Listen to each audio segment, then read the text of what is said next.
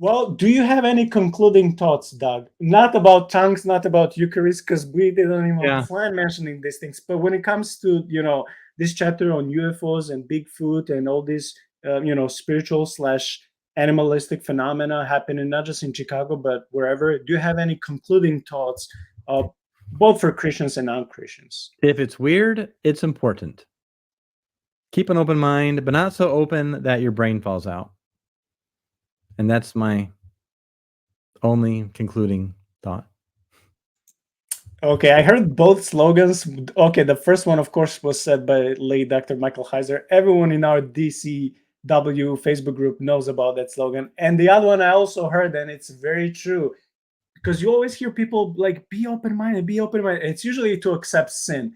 In my experience, what I've witnessed, usually when people say be open minded, it's usually to accept some form of sin because Yeah. people want to be so free from what God says. No, you should be open minded because this may be yellow, so you should be open minded Yeah. because No, maybe for yeah. you this is this color. But so that's where I draw my line, and I get frustrated, and I just I don't want to argue with people. I mind my own business.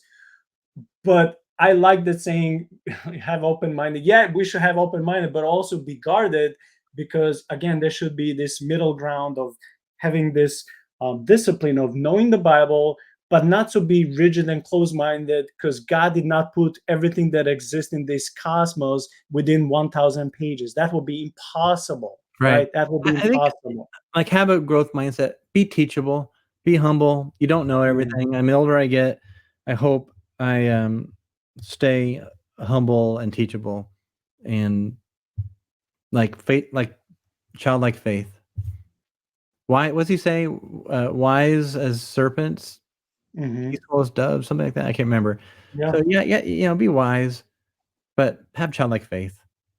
Be teachable. You don't understand it all. Your system is wrong. Okay, it may not be 100% wrong, right? When we see Jesus, we'll be caught up to be just like him. Until then, we're just on the journey, right? We're on the journey to be like Christ. And so it's okay. Like be teachable, be humble, keep growing because he really loves you. And the gospel is really good news. Mm.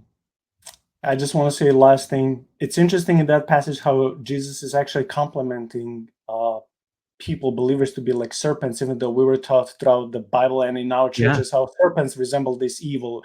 Like serpent equals Satan, because right, we know in Proto-Evangelion in Genesis 3 what's happening, but it's not saying that Not like the, Satan. the It's like snake was just a regular animal snake, right. and it doesn't conclude that snakes are evil.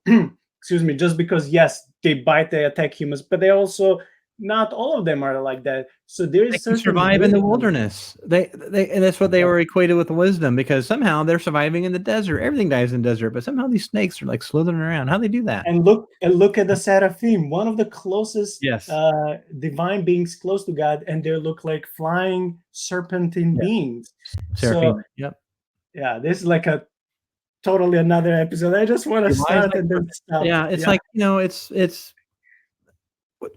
Jesus, this guy's supernatural experience. You can't deny a supernatural experience, but what the Lord would do, he would use supernatural experiences to let people's mind, like their fixed mindset, Mhm. shatter, and he would reshape their minds with teachings to be more like him. And so, audience, if you have a supernatural experience and it shakes your worldview, allow the Lord, like, this is when you learn to submit to the Lord so he can reshape it to be more like him.